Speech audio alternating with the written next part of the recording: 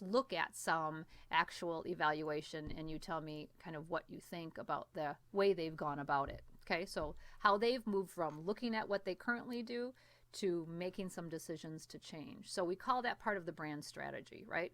We've looked at it now, we've seen what it says, what we're doing, and we want to improve on that. So again, these items must be who we are, represent what we believe, how we make decisions, must resemble our personality and our overall promise to those served. From the phone to the parking lot, the billboard to the return policy, the logo to the Facebook page, right? We are going to start with that brand identity. So in that brand identity, we're going to look at various elements. These are the elements I'm asking you to look at, and I'll show you again how some organizations have applied some strategy to that. The name of the organization, the logo, their positioning statement or slogan, collateral they use, their design elements, those are the kinds of things I want you to evaluate. Please keep in mind, you could always evaluate different things. They don't have to be identical to this list, but I want you to have a quick snapshot of what are we doing in those visual element identities, the brand identities, the things that we're using to convey our image, right? Convey our values as we transition to tactily using those kinds of things to communicate, to reach out to that target market. So who are you as we look, right? Starting with a logo, organizations use this as a base, that word, right, that represents the brand. This sets the tone to create the look and feel of the organization. Whether creating it from scratch, you're a brand new startup business, or maybe I've worked with organizations that only had their name in words, never had a logo, or revamping an existing. Factors that you should consider are everything. Everything about this organization. So Michigan State University, as an example, rethought their use of this logo, and they remodeled it to this logo. Thinking about their target markets, thinking about what it meant, what it conveyed. Was it who they were? Maybe it was years ago, but it wasn't who they were today, and it didn't convey that. So they went from a never look. Mountain Dew, the classic Dew look, to that look. This is certainly the retro look, right? And so it certainly matches, but in today's environment, this said they were old. This says they're new and modern and reflective of that market or multiple markets they're looking for. It has appeal to those markets. Burger King, not that long ago, went through their revision of their logo and look. Because again, what did this one convey versus this one convey? In one look, a name, the color use, the design of it conveyed a whole bunch about that organization. And whether it was true or not, it didn't matter because it's what they were telling people, just with a logo. Starbucks, you see an evolution from 1971 and them revamping their logo. And I remember just a few years ago when this latest one came out, people were going, why are they changing it again? Well, these guys get it. They know their logo has about a decade's worth of use, that every decade people think and act differently, but they have too. They've evolved as an organization, and they want to convey those values in reflective of the times, what the market or the markets are going after find, and again, has meaning to them. So again, you'll see though, they haven't thrown it all away and started again. They've kept the family, right? They've kept the basic imagery, but what a beautiful example of an organization continually to look at how they're representing themselves to others in some of the most basic brand identity tools, like a logo. So think about your Starbucks every time. I think, again, they do an amazing job with how they are constantly looking at their identity, their branding that they're using, the tools that they're using to communicate everything they do. Wendy's, along the way, they've just recently gone through a complete re-look of their logo, modernizing it, not again changing their basic imagery, refining it, but really relooking at a modern look and feel. So the markets that they're targeting, it has meaning to them, and it delivers what they're saying they can deliver. More close to home, the National Cherry Festival just this last year went through a rebranding of their logo. And again, may not have been as appealing as something like this. more modern in times, didn't completely start over, but worked hard at saying, does this convey who we are, what we offer, what we value, and will people look at that and know we can do all those things that we say we can? So we've seen organizations in our industry, small and large, go through that relook and feel of an existing organization. That I'm asking you to do for your organization this semester too, is what they're doing currently, precisely who they are, what they value, what they deliver in the eyes of the target market. Does it work? Okay. The same look and feel moves through all marketing material. Starts with a logo as a base, starts with that slogan maybe they may be using, every word that is imprinted on anything that we design. But as we think about the brand representing everything we do, and it starts to convey, very importantly, a message to people. We want to look at some examples of what I call rebranding across materials. So, for example, the Michigan Snow Sport Industries Association came to our class and said, and showed us several things that they were doing, all of their marketing materials. One of our student groups actually wrote a marketing plan for them. If you want to look at that plan, it was exceptionally done. But I only bring this one example because so often in our field we see flyers being used to convey what it is we're doing as an organization. This is a really amazing program that the state does. It's a ski and ride passport application for 4th and 5th graders throughout the state of Michigan. They can ski for free. And these are the conditions and the application, etc. But it doesn't do a really great job in terms of sharing the highlights. Who's going to read the fine print? We know anymore, less is more. We used to be really wordy in marketing. We can't be that way anymore. Attention spans of the markets that we're trying to appeal to are very short, and they're not going to give us the time. In fact, we don't even really know what this is. Some really strong words here, that's good, and maybe it's enough to get my interest. But we know in all of our design, we're trying to follow the AIDA model. Again, AIDA, attention, interest, desire, and action. And does this get people's attention and generate enough interest to get them to create a desire to act? And that's ultimately goal. Do they fill it out? Do they take it with them? Now, interesting enough, MSIA does a unique partnership, and they distribute everything, all their materials, in this case for this program, through McDonald's restaurants throughout the state of Michigan. It's really an amazing linkage and partnership to get the ski industry through McDonald's restaurants to reach 4th and 5th graders. So it makes some sense, doesn't it? Are 4th and 5th graders going to McDonald's? Does that make sense? Is the market there? Well, if that partner makes sense to distribute what we're doing through them, then absolutely let's do it in a meaningful way. So they make a tray liner at the McDonald's for MSIA. They do bag stuffers that they'll do in the drive-through, or to-go orders that aren't going to be sitting in the restaurant. And these were on those. But do you think people were reading them? Well, our students said no. So in a quick conversation with the executive director, I say quick, meaningful, but discussion just about this one piece, our students had the opportunity to convey a message that said, look at that differently. And so this was just internally done. This wasn't a graphic designer doing it. This, and it oftentimes to me, represents what so many people in our industry face. No expertise in-house to do graphic design, no budget or money for our small, most of our organizations are small mom and pop kinds of businesses, no expertise, no money or resource to do it. So I'm left to get my publishing program out on my computer and try and make a design. So my rule of thumb is this is such an important part of organization success, is having the right brand identity established to transition us from identifying target markets to going after and talking to target markets. This branding in between, the identity, is so important. I'm a big believer in finding the resource to hire professionals to be able to create our logo, look, concept in marketing materials.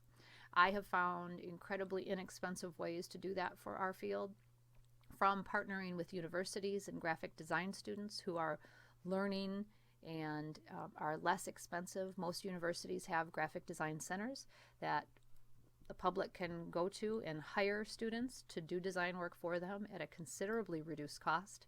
But there is great benefit for tapping into the expertise and resource of a professional who's been doing it for years as well, and can take our values, beliefs, concepts, and all the information we learn about our competition and benchmark and create designs that move us forward. So I save my pennies, is what I say, as an organization. So when I need to look at our branding identity, which is constantly, and when I need to spend some resource to invest in it, again, our brand is an investment just like capital and assets in people in our organization. So I'm going to find those resources to be able to hire professionals to help me. Now, having said all that, we can't always do that. So what we can do in-house is learn about how to design and lay out items so we do a better job from here to at least here. Applying the AIDA model. We'll learn in another chapter about actual design elements. So not to make us graphic designers, but to one, if we have to do our own types of publications and materials, that we apply those basic standards. But when we have that luxury, because I've saved our pennies and we were investing in our brand imagery and our brand identity, that I use those materials and I can speak the language to that graphic designer and help and have them help me, help us, them, etc. Help each other in visually making sure that we have all those right elements in place. So a long explanation to an important topic that applies to our industry. This isn't other industries facing this. This is ours. We have a continuum. Those who do everything themselves and have no expertise, to those who are able to hire ad agencies and marketing companies with professional graphic designers to do that identity for them. I'd like us all to be able to have the expertise applied here, because our brand is as important as every other asset. However, the reality of what we face is there's a continuum. So let's at least get dangerous with the conversation and know what we're looking at, and know we should be reflecting all the time on how this image is going to be portrayed or conceived by the target market we're intending. So guess what? When I have a strong visual with an obvious 4th or 5th grader on the picture, it automatically has appeal. They're smiling, they're having fun. I think it's a great visual. And again, internally done. They didn't get to hire a professional to do this. I think they did a really nice job with trying to convey that message. A couple quick bullet points about the program, and guess what? You flip it over and you're going to get the nitty-gritty. But I'll guarantee you more people flipped it over and more people took it with them in this market segment as a result of that rebranding of a communication item in their marketing. Okay, so I've had some experience facilitating this process with organizations, because when I get to this part of the marketing plan process, if I don't have the right identity established for this organization, we're not moving forward. We could have built this whole strategy. I'm ready to go talk to those target markets, but I'm not, because I would be mortified with several times working with organizations, actually many times, because we just haven't been thinking about our brand identity elements on a regular basis to reflect on how they're going to be perceived by target markets. So when I get to this point of the process, I'm not going out there to share this message with anyone until I believe the imagery we have reflects the organization. Then I'm going to put it out there. So a really important part of the process, let's just give you a couple examples. We're working with university events at Central Michigan University. It was a great opportunity. They do an amazing job at this university working their events. And they have lots of facilities and resources to do that. They sell tickets to events that go on campus. And at the time, this was their website presence. So here was the logo. Here was the homepage you'd get to if you had interest in booking an event, if you had interest in attending an event. And although there's a lot more to this backstory, I want you to look at the landing page for their website, because as you know, incredibly important to have when our markets are going to use a website and going to look to book online. They're going to look for information online. They're going to look for a whole variety of things. And we know it's the hottest thing on the web is the travel, recreation, leisure, event industry. We're the #1 hit on the web related to, we're the reason a lot of people go there, right? Lots of good information there. So we want to make sure our website page, if our market wants that, is really representative of our brand. So you had this brand, the university did an amazing job with events, lots of different facilities, lots of different types of events. This was the main box office to get tickets to things and to get people to book event space. And this was the homepage. So we get to the process, we've got some target markets identified, and I go, no way, I'm not doing it. I am not sending out this URL on any piece of collateral or anything until we relook at this. And thankfully, we were all in agreement.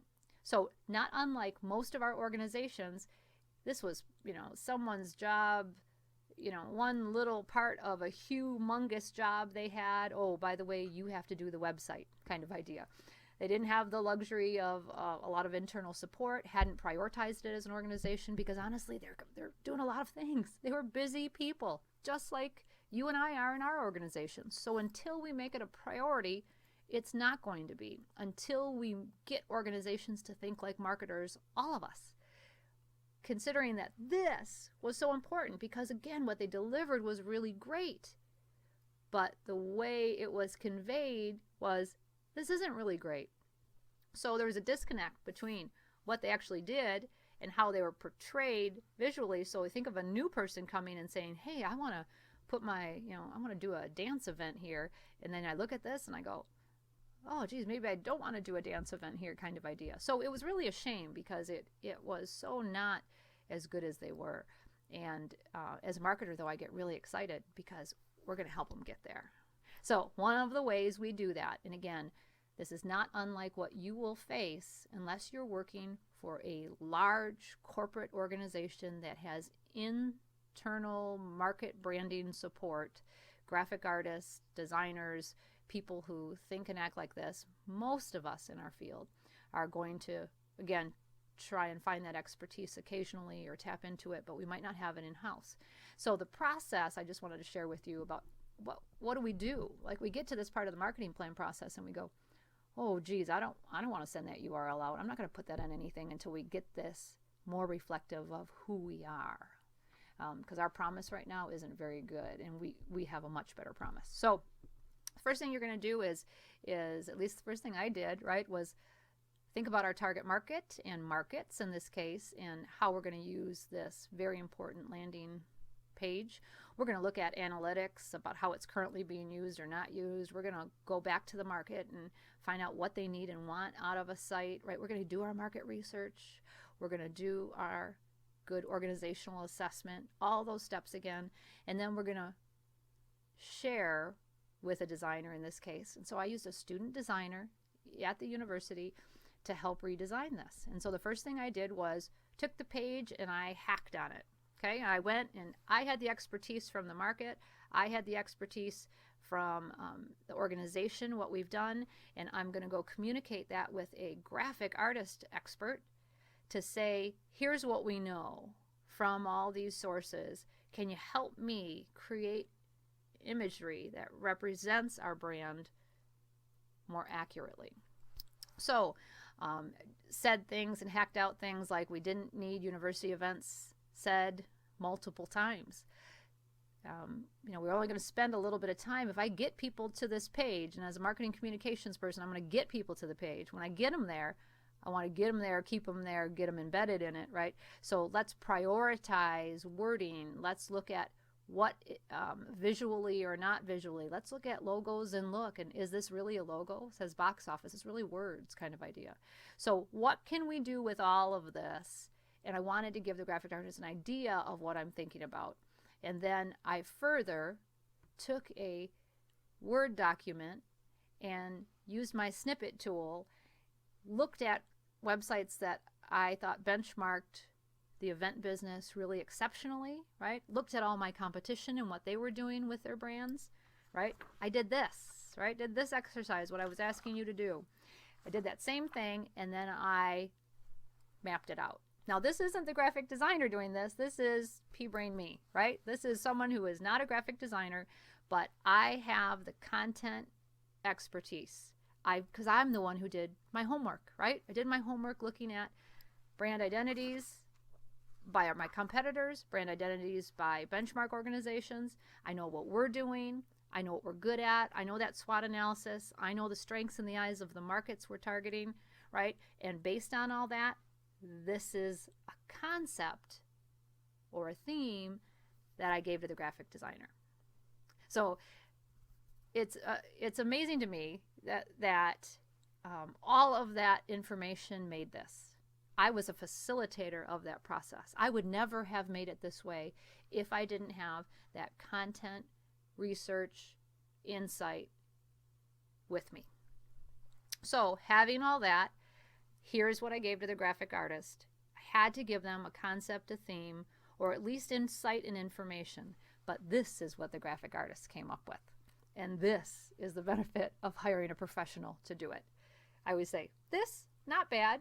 You can see the target market focus. You can see, a look kind of moving, a stronger visual. I hope you think this is better than this.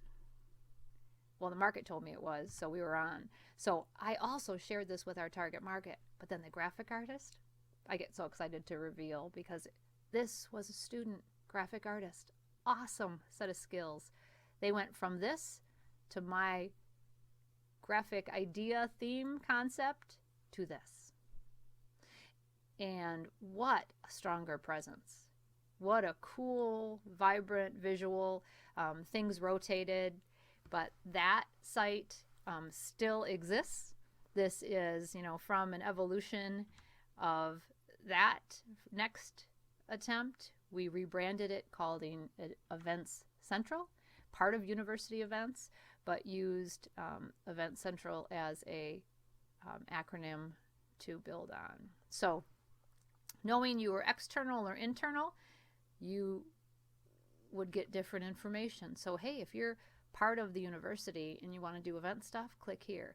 But if you're an outsider, click here. And we reprioritized this, gave a stronger visual to different types of events, and love what the graphic artist did. And we, again, without that expertise, would have not been near as representative as currently what the brand would deliver. So way more representative.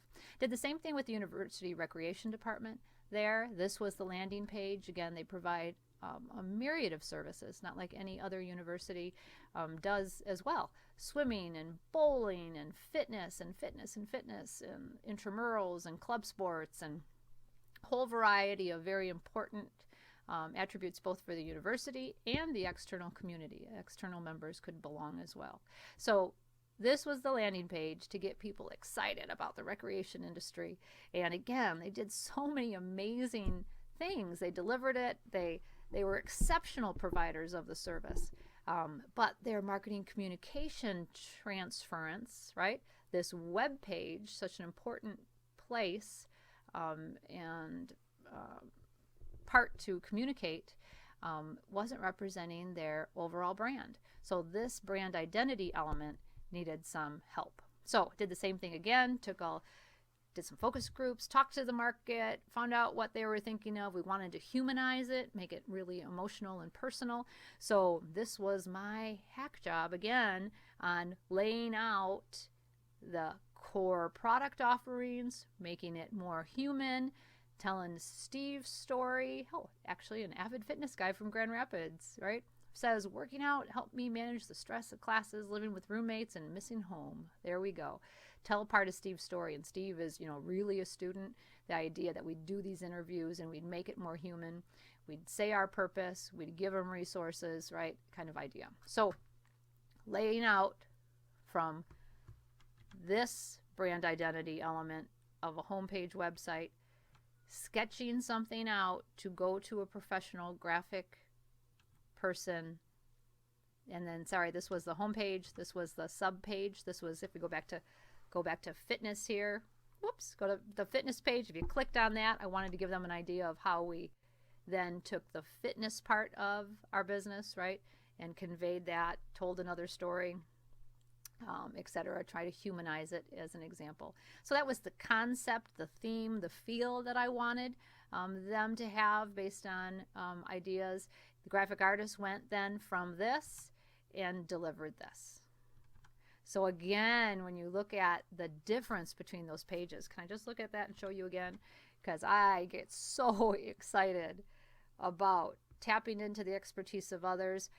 Again, I'm the one who did the homework, right? I know this organization. I know their needs of the target market. Now, me and a team of people, but now we go to professionals to help us transition between strategy and going after the target markets, and actually the visuals we'll create to do that. Because I don't want to go out to the target market right now. I would be embarrassed because this is not representing our brand. We are so much better than that. I need the right brand identity to go after them. I hope that makes sense, and maybe I'm stressing it too much, but I don't think so. We have lots of work to do in our industry. Want to make sure we're putting that best foot forward always before we go and tell them.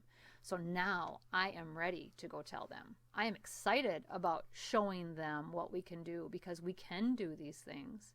And now visually, you're going to believe it more too, right? So I'm proud to take people. If you could be really prideful and very proud of what it is you're going to share with people, boy, you're working with the right people, and what a pleasure that is in our business. So it's exciting.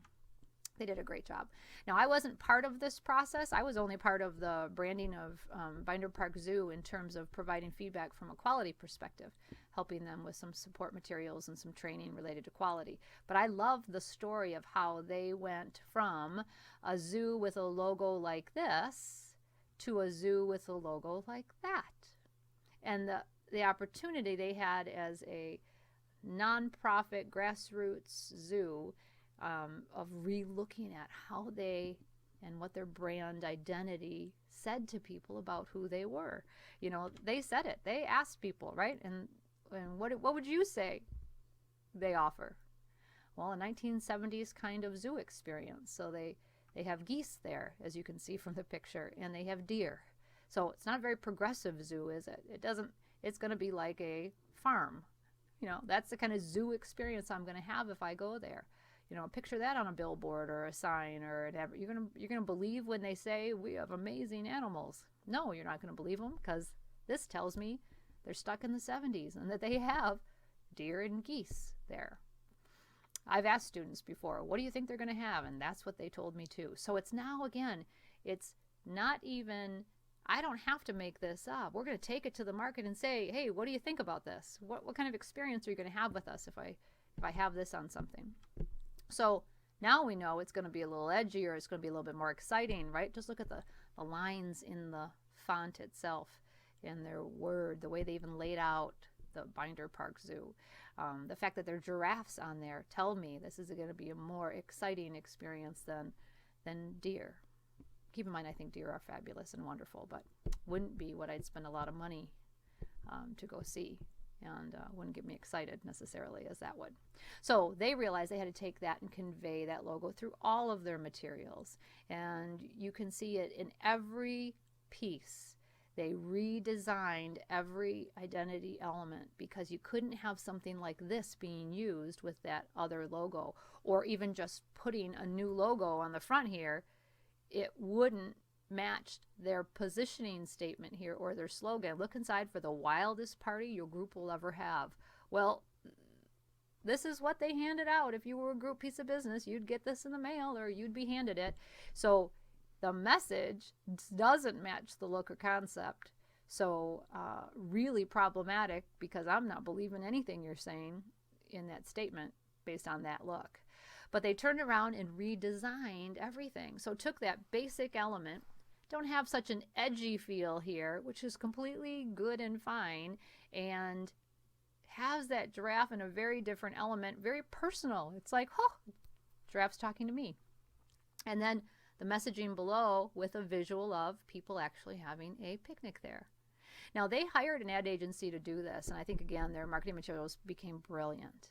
They went from this to this, literally overnight, by investing resources to help them transition from current image, even though the delivery was going to be different. And they were adding a new attraction, so it allowed them, with a significant different look and feel, it allowed them to relook at it. But that should be happening all the time in our organizations, and it's not enough. So I also did this to an academic department. I just wanted to give you that look and feel at CMU. It was one of my roles there, because if you're a marketer, you can't help but think like marketer all the time, even if your job in your organization isn't marketing, right? So, but one of the things I found is, again, you had to look at everything we were doing, and we had to convey a different look. So here was a newsletter that we were doing internally, and then we redesigned that to be an electronic e-newsletter versus a mail versus email. Not to say we wouldn't do a mail one still. In fact, that's a whole other conversation, because if your market wants it, you give it to them. Simple as that. But this has a very different look and feel than this does. And certainly electronically it does. Brochures, flyers that we're using, again, did they start to look like the same family it came from? You'd have to redesign everything with that look and that feel. This was our internship guide at the time. And again, we wanted that same look and feel as all of these other elements that we just shared, right? That same look, feel, sense. We wanted that conveyed in everything we were doing. There's that little person again. I love that. You know, that look, the colors, the scheme, the layout, and that we would do the same thing here. So what a different feel. You know, what are we promising to an internship site? Because this was the guide that was given to the site, the professional site. What was our promise to them in terms of what this internship would be like, right? From the student, what kind of student would they get? What kind of site would they get? I was so excited when we had a chance to re-look and rebrand this. It has an absolutely different look and feel, and was absolutely more representative of the internship experience, not only the student, but the internship and the support staff internally, the intern professionals, the ones who guided the internship. They were amazing, amazing professionals, so they were deserving of having a brand image that conveyed their amazing delivery of an experience, if that makes sense. So much more proud to share this, because what backed this up was all there and all solid. An amazing group of people doing that. So our students have done the same thing. I wanted to share this example. The Post Family Farm marketing plan is on Blackboard, and just this very recently, our student group got to this point of the marketing plan process, and they couldn't take it, which is not required of you to do this by any means, but I loved that they got here and went, oh, they're doing such amazing things. This Post Family Farm is amazing, and this is their current website. And so this student group had some internal skills and desire to want to do more design and layout work. So one of the things they gave to this site as part of their marketing plan was a look to consider to be a little different, from their logo, right, to their homepage. And they recommended something like this. So they redesigned this logo, which I think they did an amazing job, with a positioning statement right in the logo, in an 80-acre reminder of life's simple pleasures. Okay, and that look and feel, which was different than this look and feel. So just a more modernized look, because they felt that the brand identity for this site wasn't doing it justice. Same kind of storytelling that I'm telling you. I get to this point of the process that I go, oh, you are so much better than what you're conveying. And I don't want to go forward telling anybody about you yet until we really reevaluate the identity that is more representative of what you deliver. Okay, so love that these students did that, and they did it on Wix, site. So their templates, they built it in, and they helped them reprioritize a little bit their market. This Post Family Farm, one of their absolute strengths in the market, they are known famously in the area for their donuts. So instead of donuts not having a presence, right? Well, homemade donuts right here, they wanted it to have a stronger presence. So they reprioritized this whole list of things with a simpler layout to visually look at the difference. Again, look at the difference. There's a lot going on there, and there's a lot of good things going on there. Don't get me wrong. But what a neat thing is to help organizations maybe see it a little differently. So that's our job in the marketing plan at this juncture, is starting to look at their branding.